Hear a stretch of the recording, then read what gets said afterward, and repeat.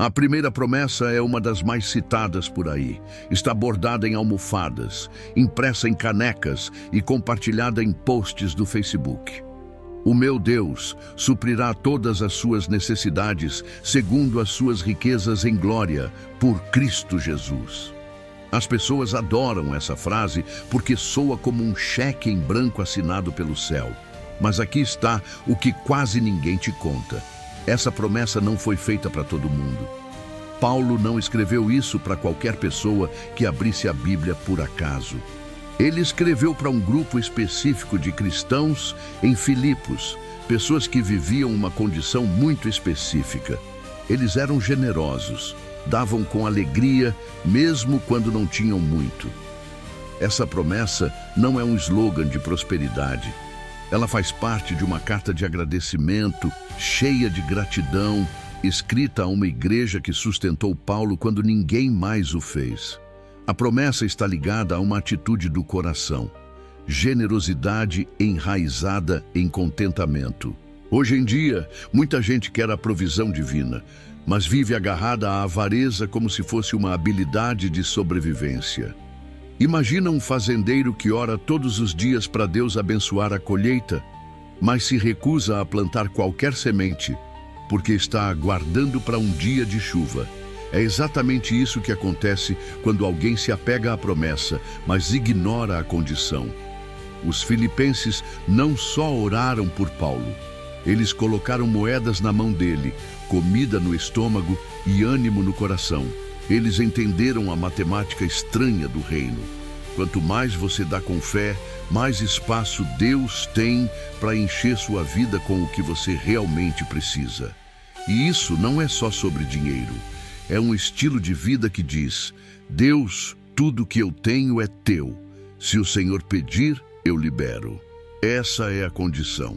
Você não pode guardar tudo para si e depois pedir que Deus abra os celeiros do céu. Jesus foi claro: dê e lhe será dado. Não é: deseje e lhe será dado. Os filipenses provaram isso. Eles não esperaram enriquecer para começar a dar.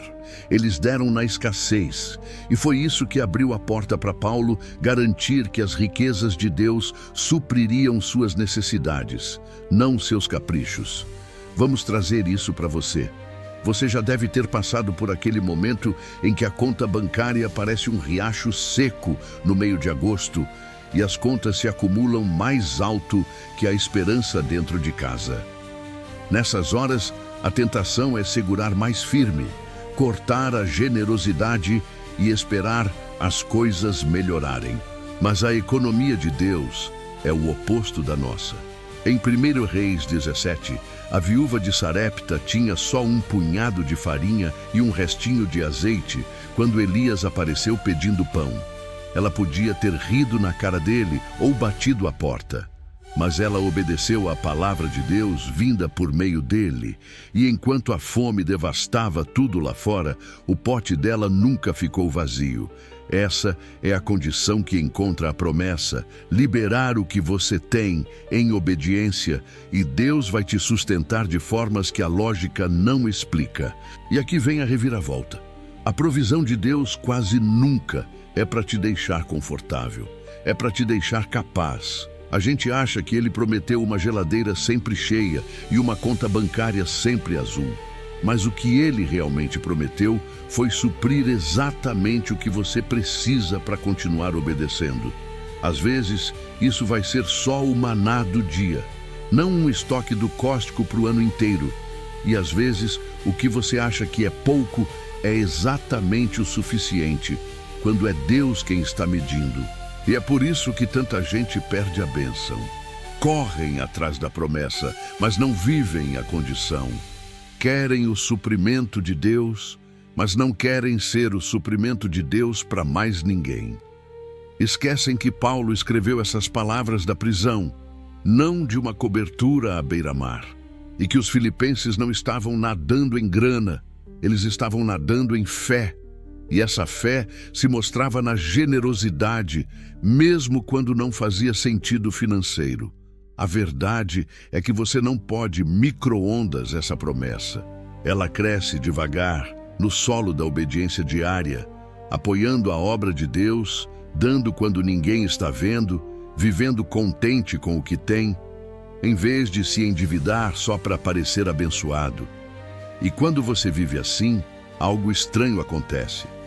Suas necessidades continuam sendo supridas de formas que você nunca conseguiria planejar. Um emprego surge na hora certa. Uma conta é paga por alguém que você nem contou. Um problema que parecia te afundar simplesmente some. E você vai saber. Não foi sorte. Foi Deus vendo suas mãos abertas e decidindo enchê-las. E isso nos leva à próxima promessa. Porque a provisão de Deus não fica flutuando por aí, solta no vento. Ela está ligada à direção dele. Deus não quer só suprir suas necessidades. Ele quer te conduzir ao lugar onde a provisão já está esperando por você. Provisão sem direção é como dar um navio carregado a um capitão sem bússola. Não vai acabar bem. E é por isso que a segunda promessa que todos nós desejamos é: eu vou te guiar. Provérbios 3, 5, 6 diz isso de forma tão simples que a gente até decora e posta no Instagram, mas vive como se o versículo nem existisse. Deus promete direção. Não sentimentos vagos, não palpites aleatórios, mas direção clara se a gente cumprir a condição. E a condição é simples, mas custa caro. Confie no Senhor de todo o seu coração. Não se apoie no seu próprio entendimento. Reconheça Deus em todos os seus caminhos. Isso não é frase motivacional, é abrir mão do volante todos os dias. A gente ama a ideia da direção de Deus, mas também ama nossos planos B. Sejamos sinceros, quantas vezes a gente diz: Deus, mostra a tua vontade, mas o que realmente queremos dizer é: Deus, me mostra a tua vontade para eu ver se eu gosto. Isso é se apoiar no próprio entendimento, só que vestido com roupa de oração. A promessa não é que Deus vai te consultar, é que Ele vai te guiar depois que você decidir obedecer. E é por isso que tanta gente fica perdida, porque querem que Deus se adapte aos seus desejos, em vez de ajustarem a vida à voz dele. Essa promessa se torna real quando olhamos para um momento pouco falado na Bíblia. Atos 16. Paulo tinha um plano bom, santo, estratégico, pregar na Ásia. Mas o Espírito Santo não permitiu. Tentaram outro caminho. De novo, o Espírito impediu. Até que Paulo teve uma visão, um homem da Macedônia pedindo ajuda. Essa foi a direção, sem mapa, sem plano de 5 anos.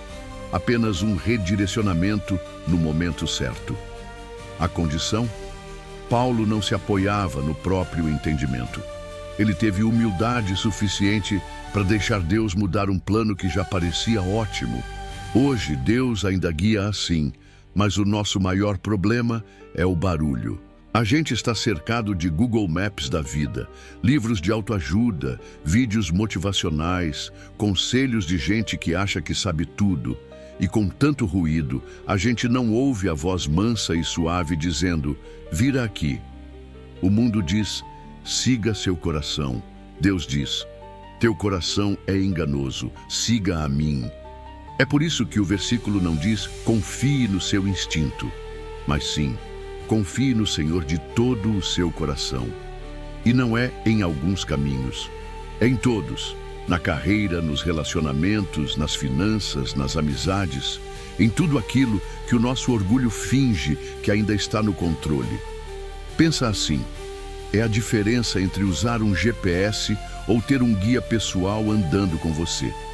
O GPS te dá instruções, mas não anda com você. Se o sinal cair, você está perdido. O guia pessoal anda do seu lado, aponta os perigos, anda no seu ritmo. Deus é esse guia. Ele não está só dando coordenadas, Ele está andando com você. Mas só faz isso com quem, do que realmente entregaram o mapa na mão dele desde o início.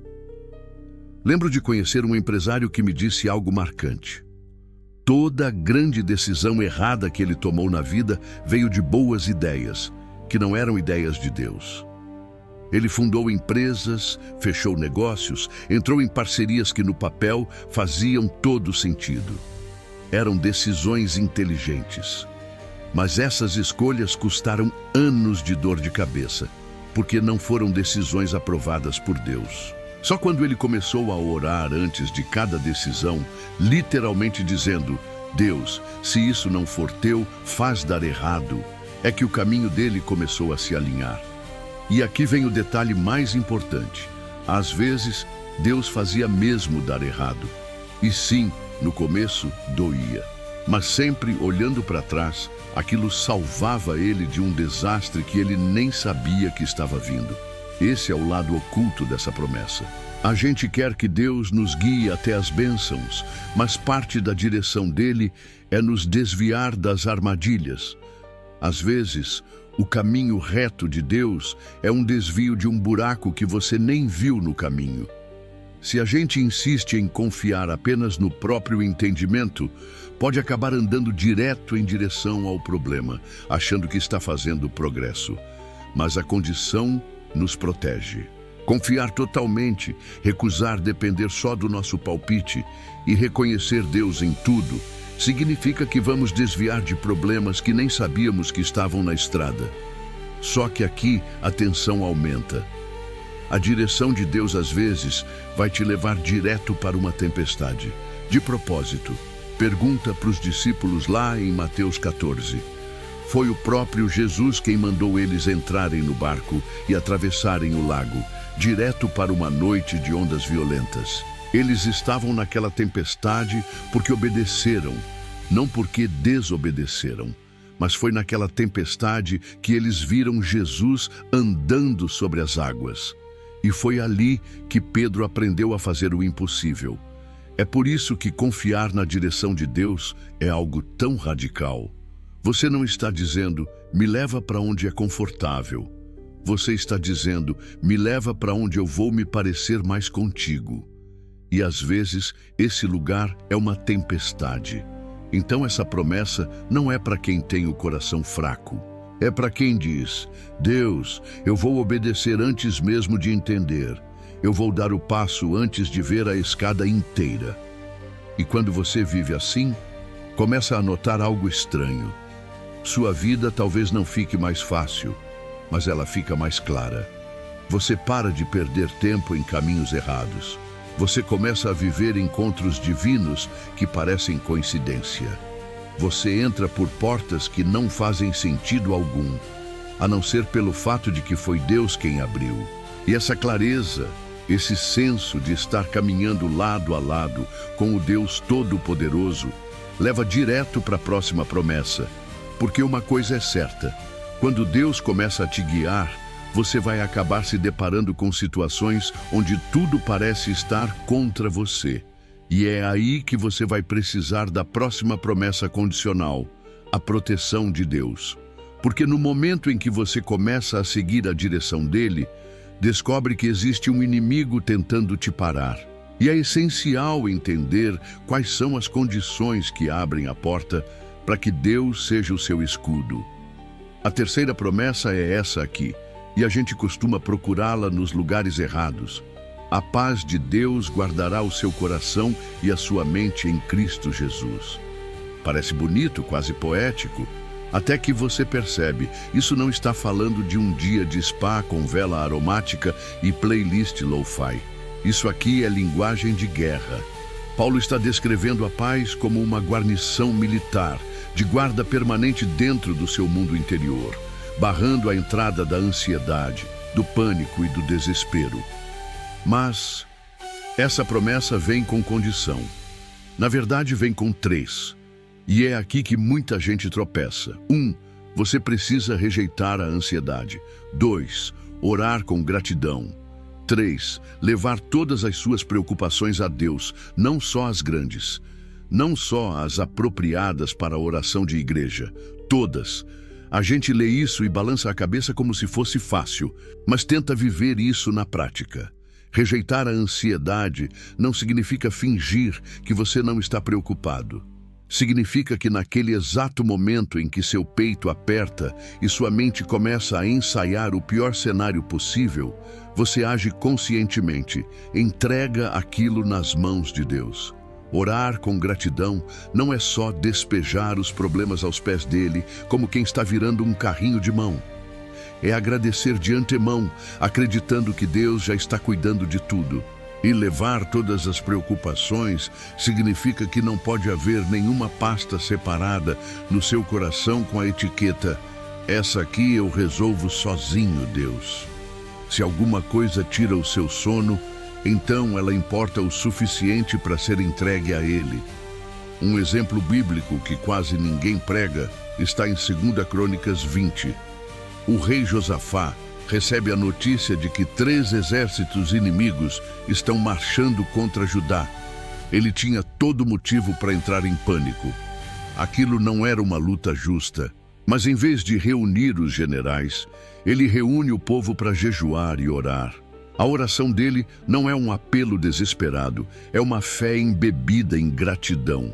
Ele agradece pelos livramentos do passado, relembra as promessas de Deus e termina com uma das frases mais sinceras da Bíblia: não sabemos o que fazer, mas os nossos olhos estão em Ti. Essa é a condição sendo colocada em prática, sem correria ansiosa, apenas dependência humilde e agradecida. E o que acontece? Deus responde: vocês não precisarão lutar nessa batalha. Fiquem firmes e vejam o livramento do Senhor. No dia seguinte, eles colocam o coral na frente do exército. Sim, o coral. E conforme eles cantam louvores, os exércitos inimigos começam a se destruir entre si. Isso é o que significa ter o coração guardado pela paz de Deus.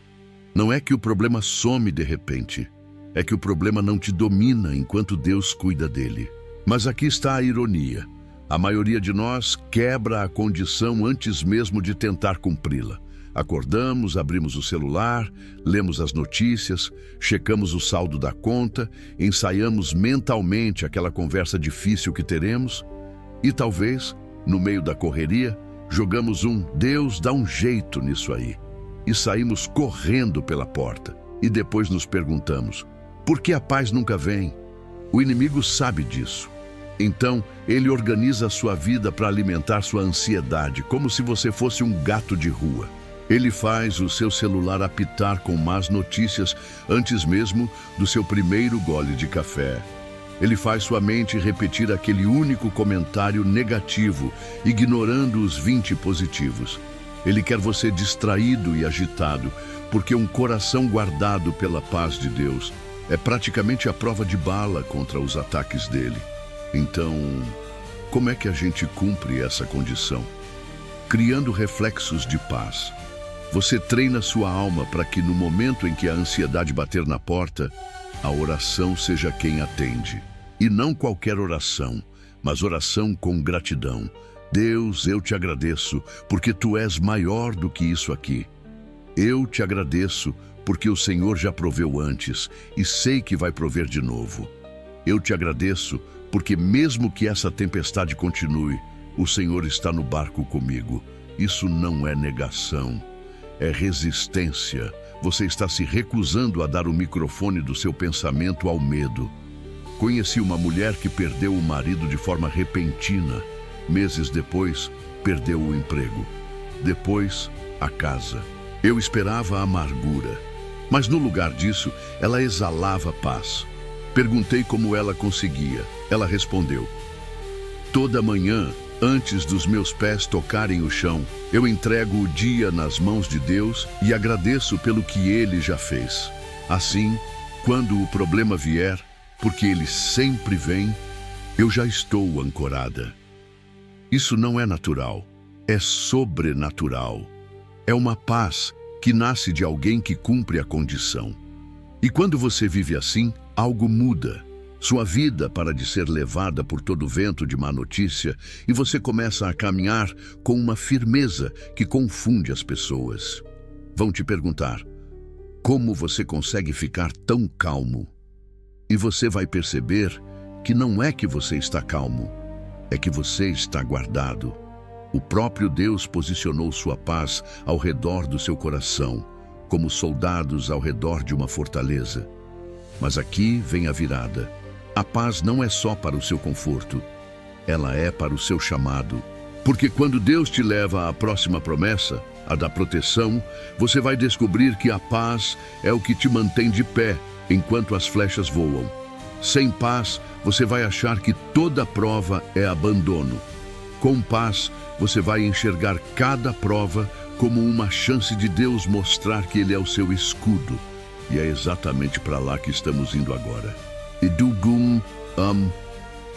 A quarta promessa é uma que nós desejamos profundamente, mas muitas vezes sabemos sabotar sem perceber. Aqueles que esperam no Senhor renovarão suas forças.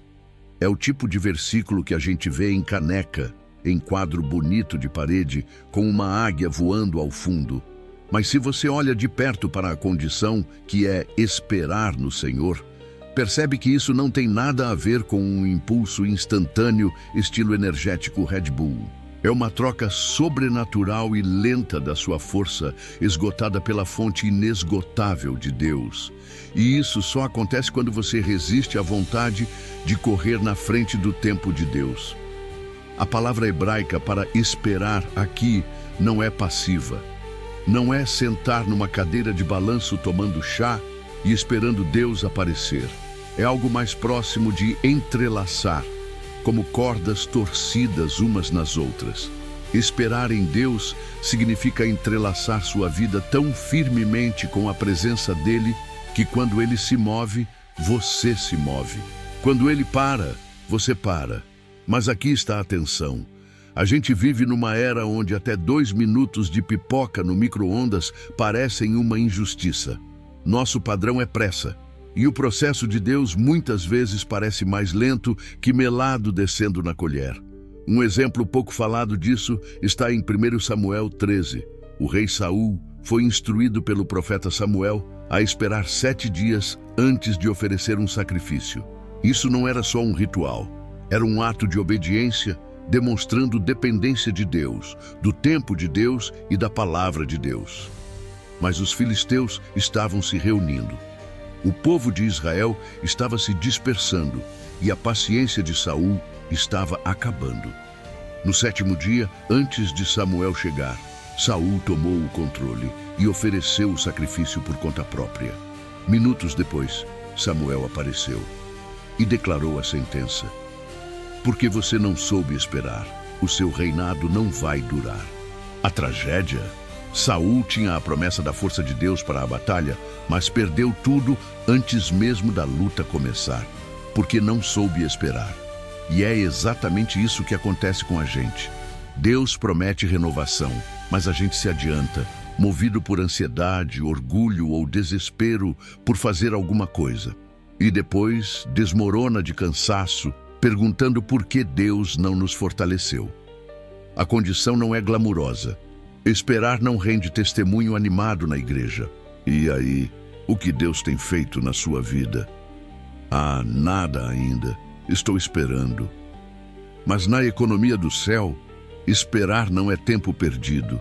É a forja onde a fraqueza humana é queimada e a resistência divina é moldada dentro da sua alma. E o diabo sabe disso.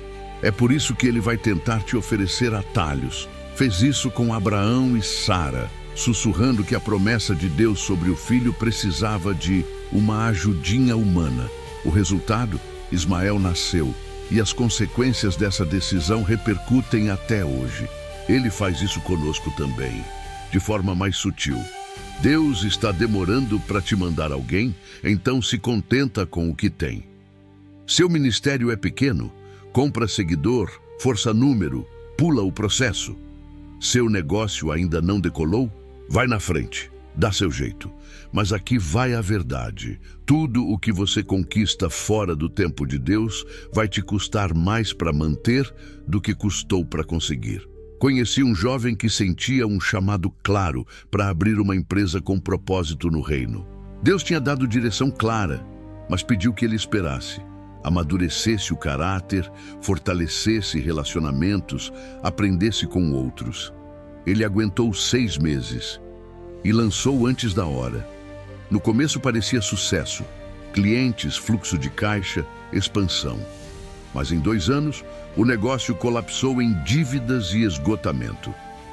Depois ele confessou: eu não quis esperar porque, no fundo, não confiava que Deus abriria a porta na hora certa. Esperar não é só sobre paciência, é sobre confiança. E a confiança é o único alicerce forte o suficiente para sustentar o peso das promessas de Deus. Então, como manter essa condição? Você precisa aprender a ver a espera não como inatividade, mas como alinhamento. Você espera adorando, espera orando, espera se preparando. Como Noé construindo a arca sob um céu azul, martelando dia após dia porque Deus disse que a chuva viria. E quando a tempestade finalmente chega, você não precisa correr atrás de força. Você já a tem, porque aprendeu a viver no ritmo do tempo de Deus. Essa promessa é de tirar o fôlego quando você cumpre a condição. Correrão e não se cansarão, caminharão e não desfalecerão.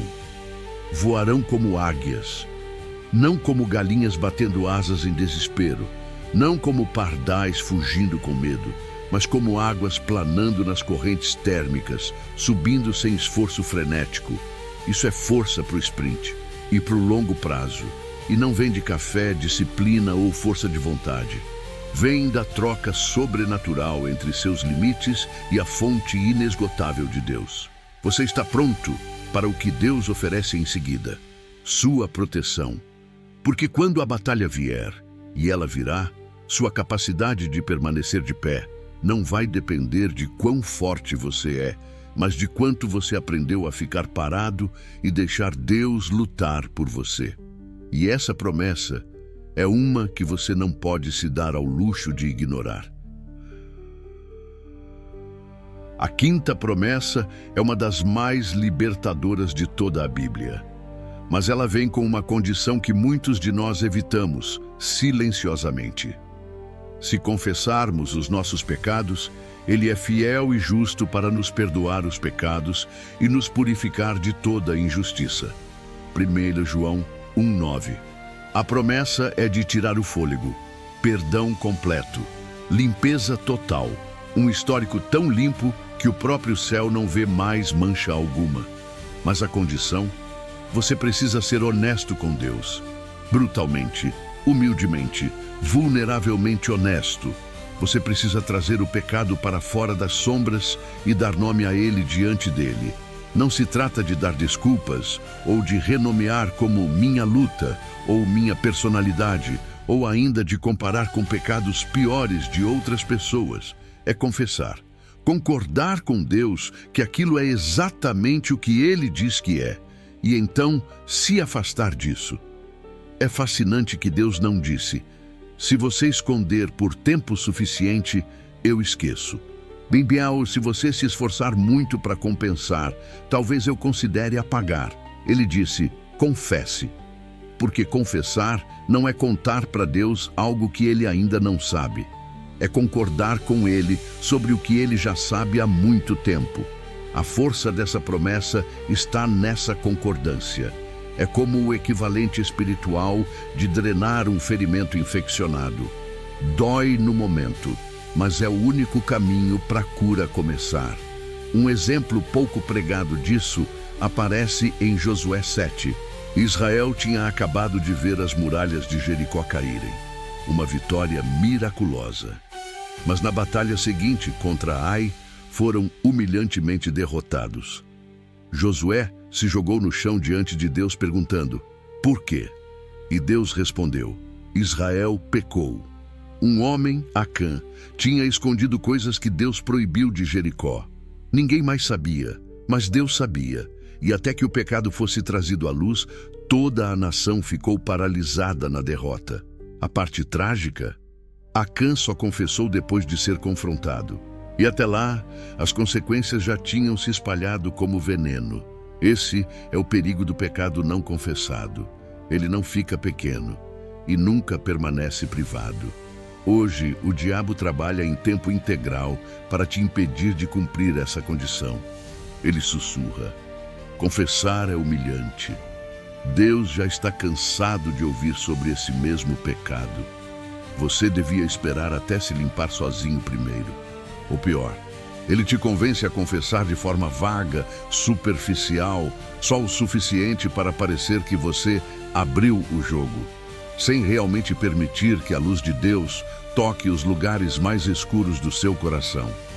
Mas 1 João 1,9 não promete perdão para os meio honestos.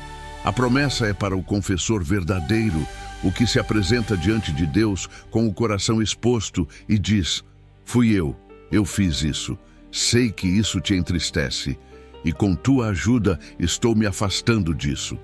Um homem uma vez descreveu sua vida antes da confissão como viver numa casa com todas as cortinas fechadas. Ele sabia que Deus estava do lado de fora, mas morria de medo de deixar a luz entrar. Quando finalmente confessou pecados que havia enterrado por anos, ele disse que foi como abrir todas as janelas de uma vez e sentir o ar puro invadindo o lugar. A sala não apenas ficou mais clara, ela ganhou vida. É isso que a confissão faz.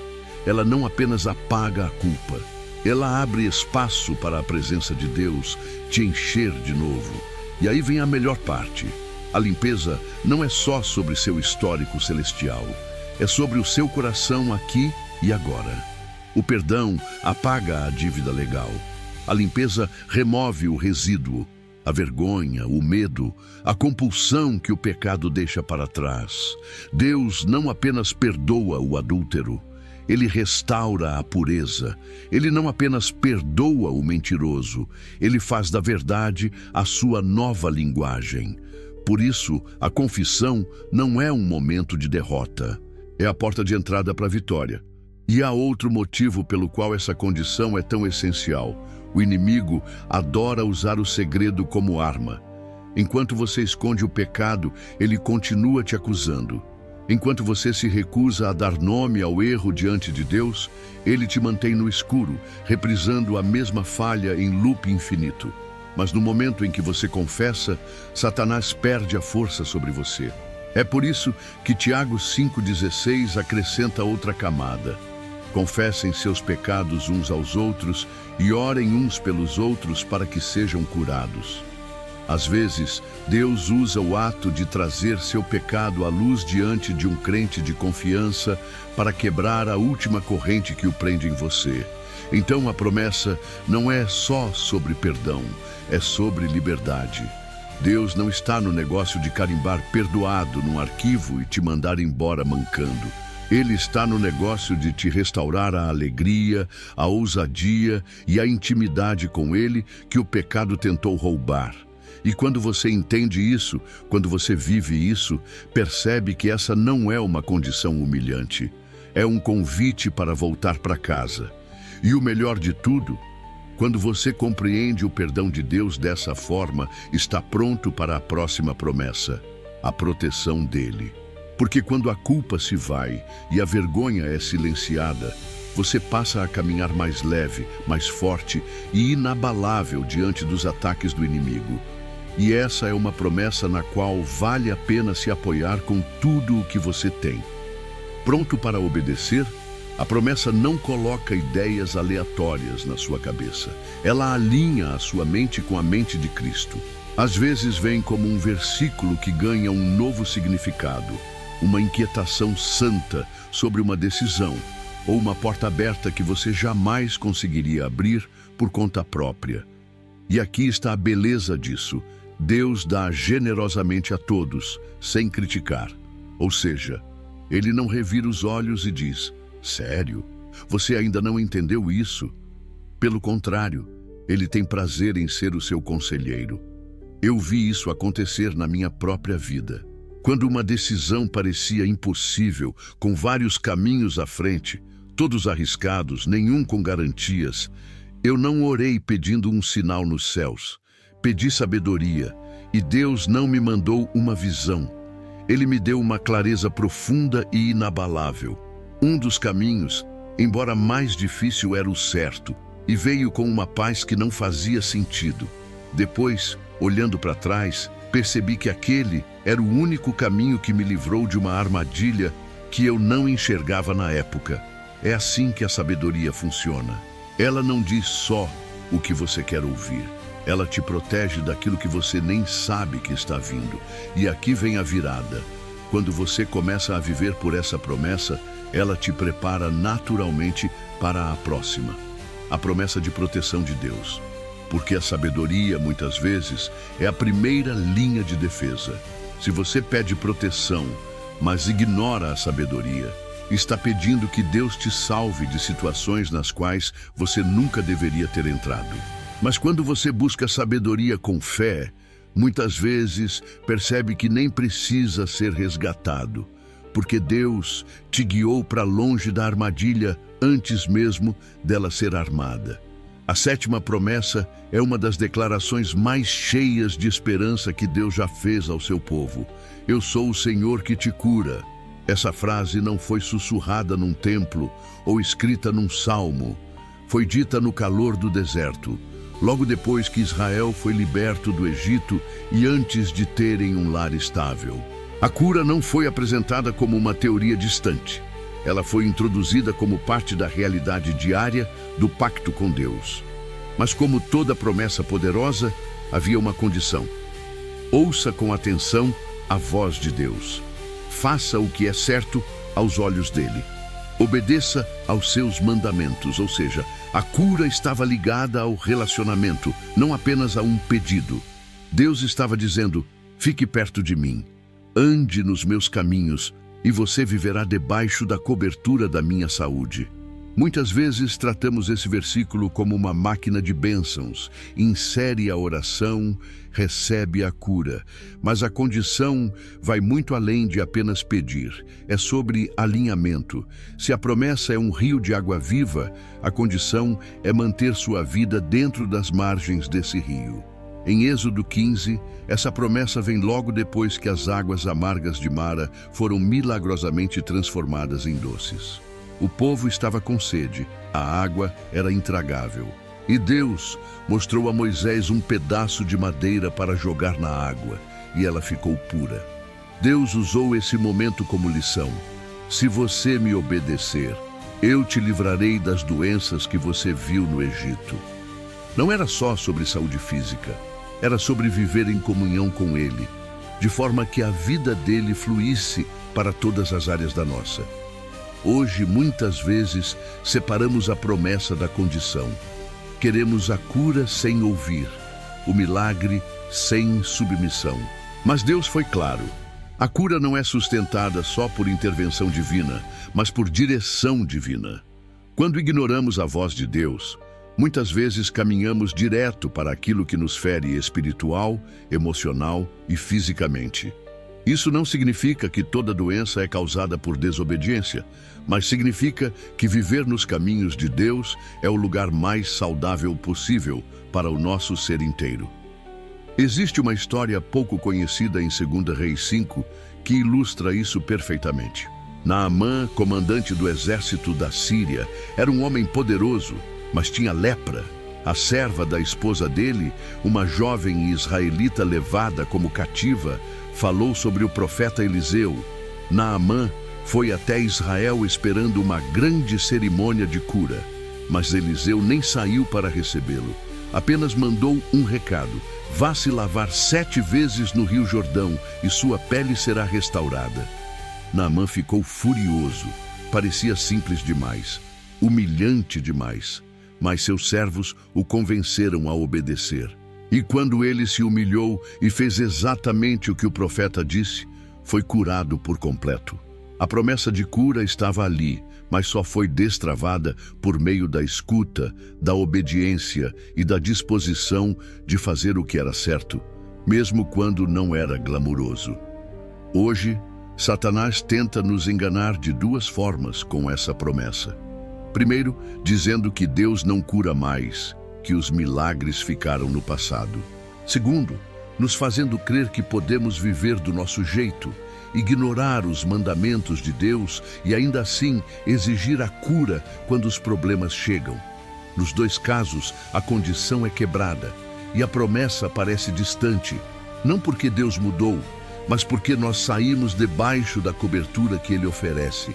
Cumprir essa condição começa com uma postura de escuta diária. Significa separar tempo para ouvir a voz de Deus na palavra e na oração. Permitir que Ele fale nas suas decisões, sobre seu corpo, seus relacionamentos, seus hábitos, seu estresse. Às vezes a cura de Deus vem de forma instantânea e sobrenatural. Outras vezes, vem te guiando a mudanças que impedem a doença de se instalar. Se você estiver disposto a obedecer tanto à instrução milagrosa quanto à rotineira, vai experimentar um nível de saúde espiritual, emocional e física que muitos nunca conhecem. E aqui vem a conexão com a próxima promessa. A mesma escuta e obediência que atraem a cura de Deus também te colocam debaixo da sua proteção. Na verdade, proteção e cura muitas vezes caminham juntas.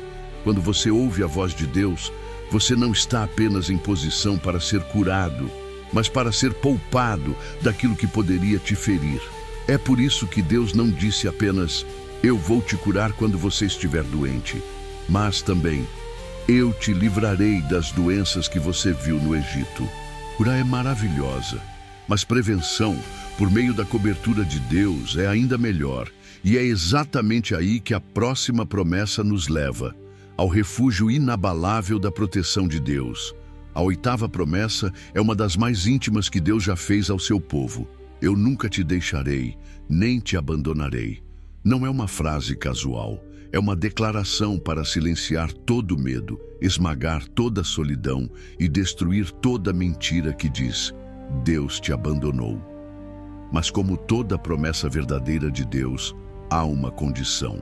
Em Hebreus 13:5 está escrito claramente, vivam livres do amor ao dinheiro e contentem-se com o que têm. Isso não é porque Deus é contra o dinheiro. É porque a dependência do dinheiro compete com a dependência dele. Se sua segurança está no saldo da sua conta, a sensação da presença de Deus vai desaparecer assim que o valor cair. Se sua felicidade está presa às posses, a proximidade dele vai parecer desnecessária, até que a vida tire tudo de você. A presença de Deus não é só um sentimento emocional que aparece durante uma música de adoração. É a realidade dele andando com você, guiando, sustentando, corrigindo e consolando. Mas se você se agarra à ilusão de que o dinheiro é sua rede de segurança, vai ignorar a corda da presença de Deus pendurada bem na sua frente. A condição foi feita para te impedir de construir sua confiança em algo que pode ruir em uma hora. Deus muitas vezes liga a sua presença a momentos em que o povo não tem mais ninguém em quem confiar além dele. Isso não é crueldade, é clareza. E um momento pouco lembrado nas Escrituras mostra isso com perfeição. Ali, acima de tudo, o Senhor fala, eu estou com você e o guardarei por onde quer que vá. Não o deixarei até cumprir tudo o que prometi.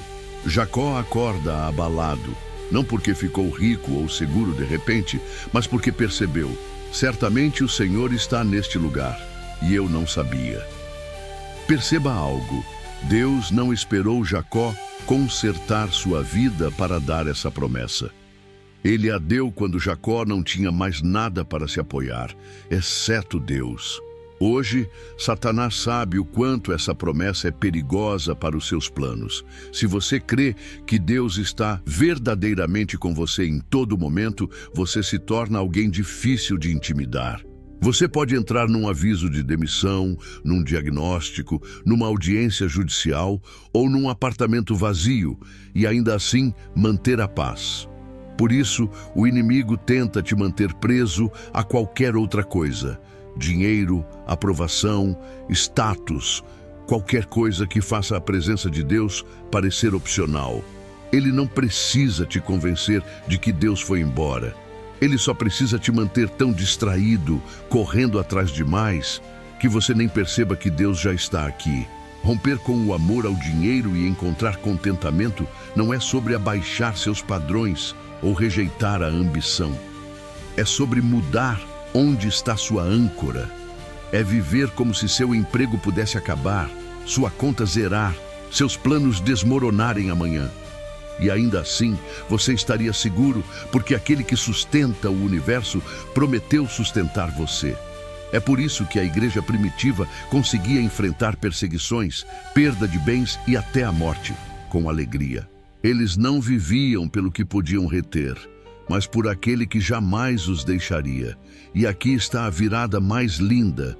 Quando você vive nessa promessa, ela muda a forma como você encara todas as outras condições que Deus te dá.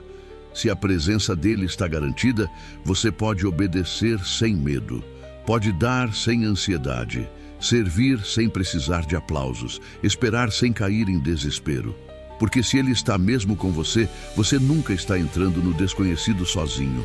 E isso nos leva à próxima promessa, a garantia da proteção de Deus, onde a presença dele não apenas consola, mas te protege.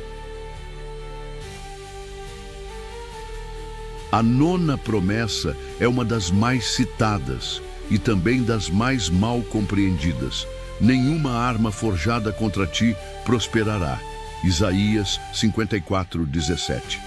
As pessoas adoram tatuar esse versículo, pendurar na parede ou declarar como se fosse um feitiço contra os problemas.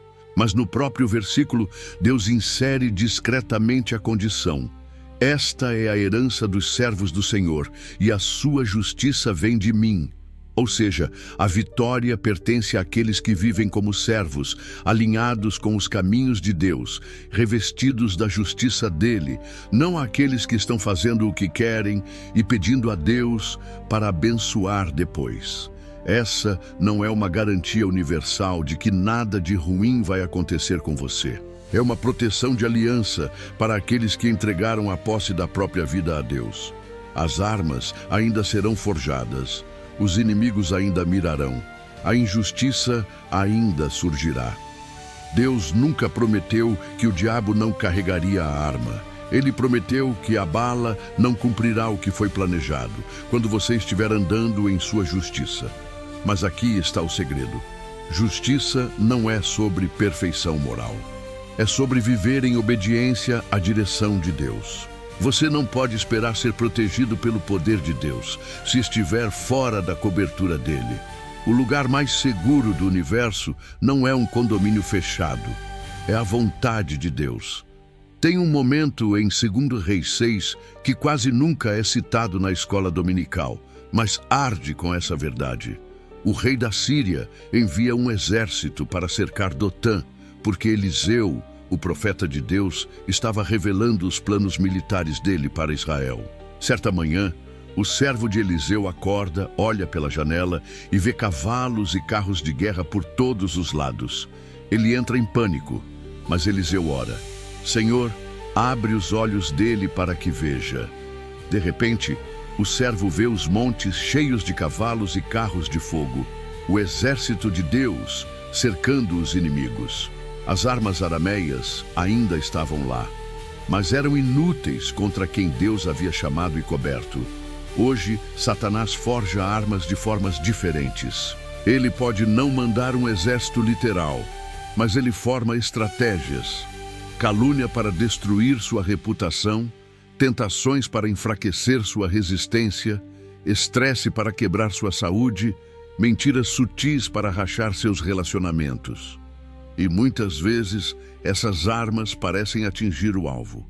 Você perde o emprego, um amigo te trai, o diagnóstico dá positivo. É nesses momentos que você descobre se crê nessa promessa apenas quando a vida está tranquila, ou se você a entende pelo que ela realmente é. Uma declaração de que nada que o inimigo envia terá a palavra final sobre sua vida. Se você estiver vivendo na vontade de Deus, a condição aqui não é conquistar a vitória, é se manter posicionado para recebê-la. Servos do Senhor não são cristãos de domingo, são homens e mulheres com lealdade indivisível. Eles entendem que viver na justiça de Deus é perdoar quando poderiam se vingar, falar a verdade quando a mentira parece mais fácil, escolher a aprovação de Deus ao invés dos aplausos do público. Essa é a postura que te mantém debaixo do escudo da promessa. É importante lembrar que no tempo de Isaías, o povo não estava relaxando no conforto. Eles tinham sido atacados, espalhados, oprimidos. A promessa de nenhuma arma foi dada a pessoas que estavam saindo do exílio, que haviam aprendido da forma mais dura que a desobediência abre portas para a destruição. Deus estava dizendo: se vocês andarem comigo agora, nada que se levantar contra vocês poderá definir, derrotar ou destruir. Num mundo que constantemente balança as espadas do medo, do colapso econômico, da hostilidade cultural, da traição relacional, essa promessa não te torna intocável. Ela te torna invencível. Você pode sair com cicatrizes, mas não será vencido. Você pode perder uma batalha, mas a guerra já está decidida a seu favor. É isso que viver como servo de Deus garante. E é aqui que a história fica ainda mais intensa, porque a próxima promessa não é apenas sobre sobreviver aos ataques, é sobre herdar algo eterno. Se você andou debaixo da cobertura dele, enfrentou as batalhas e permaneceu na vontade dele, você não está apenas protegido, você está preparado para receber a maior recompensa. Isso nos leva à 10ª promessa, a que une todas as outras, a garantia da herança eterna. Ele morreu com a certeza de que a coroa da vida o aguardava. E aqui está a verdade desconfortável. A maioria de nós não faz ideia do que realmente significa ser fiel até a morte. Vivemos numa cultura que mede fidelidade por conveniência. Seguimos Jesus até o ponto em que isso começa a ameaçar nosso conforto, nossa política, nossa conta bancária ou nossos planos de fim de semana. Satanás nem precisa perseguir muitos de nós. Ele simplesmente nos distrai até cairmos no sono espiritual.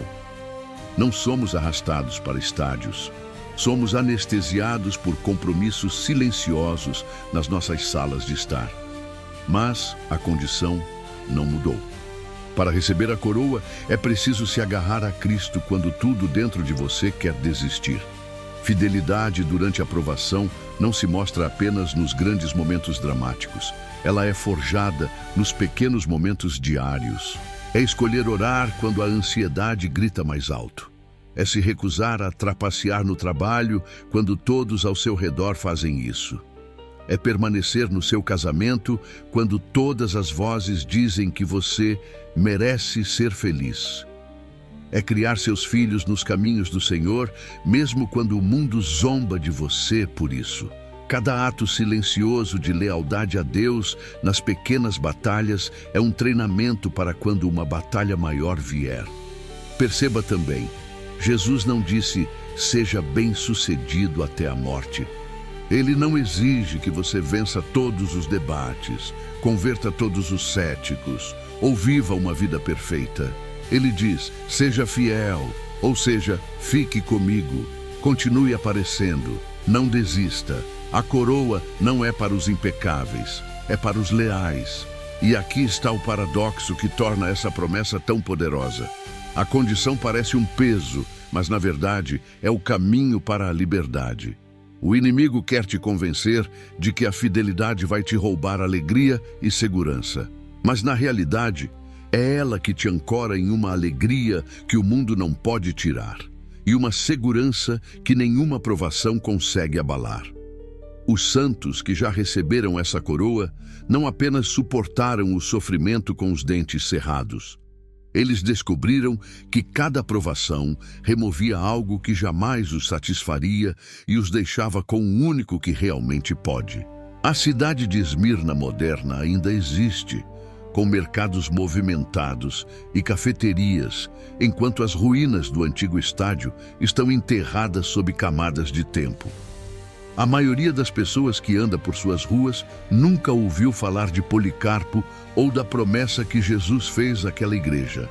A cidade ainda prospera aos olhos humanos, mas o verdadeiro tesouro, a coroa, pertence àqueles que olharam além da glória da cidade e fixaram os olhos na glória do reino. E é essa mesma escolha que está diante de nós hoje. Não importa onde vivamos, essa promessa é o crescente final perfeito. Ela reúne todas as outras promessas que exploramos em uma só. Provisão, direção, paz, força, perdão, sabedoria, cura, presença, vitória. Todas são vislumbres temporários da recompensa eterna. A coroa da vida é o cumprimento final de todas as condições obedecidas, de todas as promessas cumpridas. E a única forma de chegar até ela é continuar caminhando, continuar confiando, continuar segurando na mão de Deus quando a pressão aumentar. E agora, enquanto estamos diante do final dessa jornada pelas promessas de Deus, a única resposta adequada é voltar o nosso coração para aquele que as fez. Pegar todas as condições, todas as bênçãos, todas as lutas e todas as esperanças e colocá-las diante do trono dele em oração. Vamos inclinar nosso coração. Senhor Deus Todo-Poderoso, guardião de cada promessa, aquele que nunca mente, chegamos diante de Ti humildes, gratos e cheios de reverência. Caminhamos pela Tua palavra e vimos a riqueza do que o Senhor prometeu aos que Te amam e o peso do que o Senhor nos pede em troca. Confessamos que muitas vezes queremos a promessa sem a condição, a coroa sem a cruz, a recompensa sem o custo. Perdoa-nos, Senhor, pelos momentos em que escolhemos o conforto ao invés da fidelidade. Pelas vezes em que duvidamos da Tua bondade quando o caminho ficou difícil. Pai, o Senhor prometeu prover, e nós escolhemos agora viver com generosidade e contentamento. O Senhor prometeu nos guiar e nós vamos confiar em Ti além do nosso entendimento.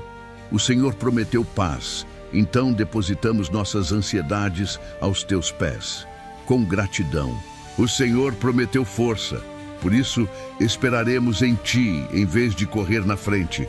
O Senhor prometeu perdão, então nos apresentamos de forma honesta, sem esconder nada. O Senhor prometeu sabedoria e por isso pediremos com ousadia e obedeceremos sem demora. O Senhor prometeu cura, então ouviremos a Tua voz e andaremos nos Teus caminhos. O Senhor prometeu presença, então rejeitaremos o amor ao dinheiro e aprenderemos a viver contentes com o que temos. O Senhor prometeu vitória, então viveremos como servos da Tua justiça. E o Senhor prometeu vida eterna, então permaneceremos fiéis a Ti até a morte. Senhor, ancora-nos em lealdade a Ti, quando o mundo nos tentar a desviar. Dá-nos olhos para enxergar que as Tuas condições não são correntes para nos prender, mas chaves para abrir os celeiros do céu. Livra-nos da distração, do engano e do desânimo do inimigo. Que a nossa vida fale da Tua fidelidade, mesmo quando nossas palavras falharem e quando a nossa corrida terminar. Que possamos, como Paulo, dizer com confiança: combati o bom combate, terminei a carreira, guardei a fé. Então, Senhor, coloca sobre nossas cabeças a coroa incorruptível, não porque merecemos, mas porque o Senhor prometeu a todos que Te amam. Selamos essa oração no nome de Jesus, o sim e o amém de todas as promessas de Deus. Amém.